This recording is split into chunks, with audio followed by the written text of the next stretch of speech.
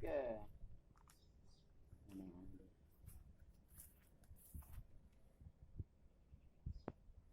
Ada. Kita mau itu ke roti. Ada.